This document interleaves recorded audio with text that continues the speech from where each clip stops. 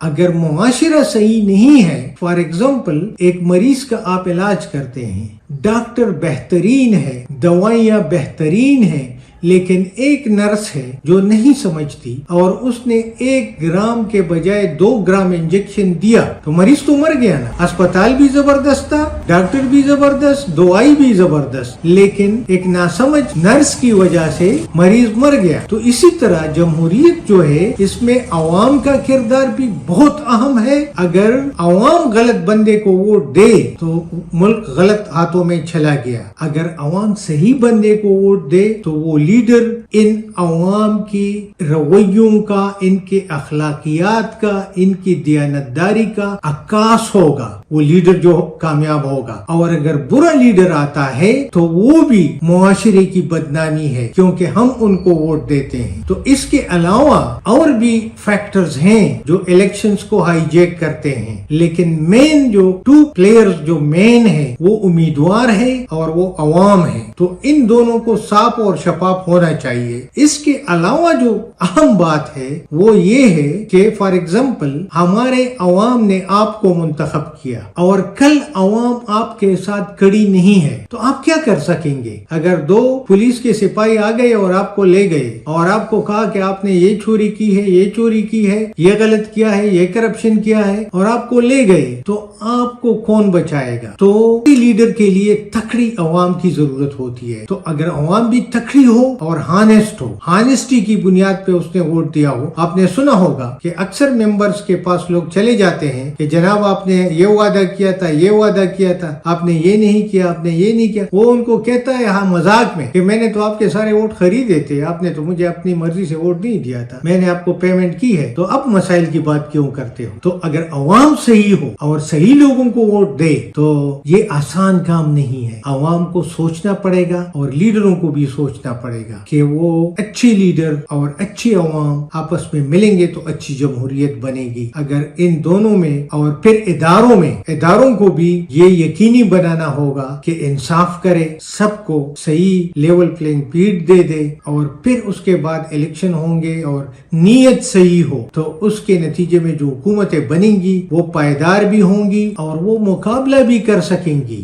بین الاقوام میں وہ کھڑے ہوں گے تو وہ بات کر سکیں گے۔ اگر اس طرح پیسوں سے، پریشر سے حکومتیں بنیں گی تو وہ بین الاقوام میں کھڑے ہونے کی قابل نہیں ہوگی۔ اور لیڈروں کے لیے اور حکومتوں کے لیے میرا یہی مشورہ ہمیشہ رہا ہے کہ میرٹ اور انصاف جب تک ایک ملک میں نہ ہو وہ ترقی نہیں کر سکتے۔ انصاف اولین شرط ہے اور میرٹ اولین شرط ہے، یہ 2 اولین شرائط ہے۔ اور حضرت علی رضی اللہ تعالیٰ عنہ کا قول بھی ہے کہ الملک یبقی مال کفر ولا یبقی من الظلم، ملک کفر کے ساتھ چل سکتے ہیں لیکن ظلم کے ساتھ نہیں چل سکتے۔ تو انصاف اور دیانتداری اور میرٹ یہ جب تک نہیں آئیں گے، یہ فطرت ہے۔ اللہ تعالیٰ نے یہ آپ کو بتایا ہے، بڑے لوگوں نے، فلاسفروں نے، جینیس لوگوں نے آپ کو بتایا ہے۔ اور آخر میں ایک بات ایڈ کروں کہ میرا خیال تھا کہ جو قابلیت کے درجے ہوتے ہیں تو وہ ہم کہتے ہیں یہ بندہ بڑا قابل ہے، اور جب حد سے زیادہ قابل ہو تو ہم اس کو جینیس کہتے ہیں۔ تو کل پرسوں مجھے ایک دوست ملا، میرا اسلامیہ کالج کا ساتھی تھا، اس نے مجھے کہا کہ اس سے آگے ایک درجہ بھی ہے۔ تو میں نے کہا وہ کیا ہے؟ تو انہوں نے کہا وہ سادگی ہے۔ جب بندہ سادہ ہو جاتا ہے نا، سمپلسٹ ہو جاتا ہے، یہ آئنسٹائن کا بھی ایک قول ہے کہ when you can't explain things in the simplest possible language this means you don't understand it, right؟ تو سادگی جو ہے،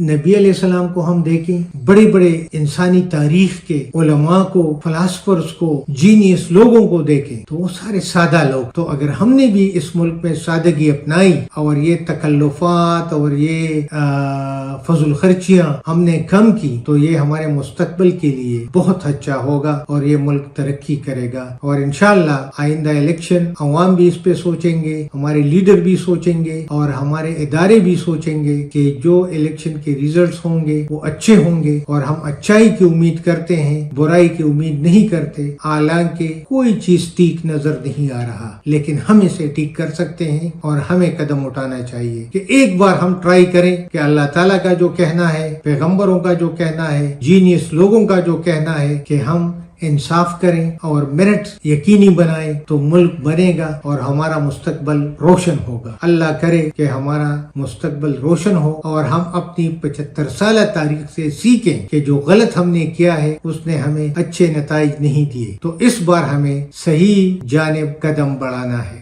بہت شکریہ. تھینک یو ویری پروفیسر مچ. صاحب, تھینک یو ویری مچ. آپ کا اتنا وقت دینے کے لیے بہت شکریہ.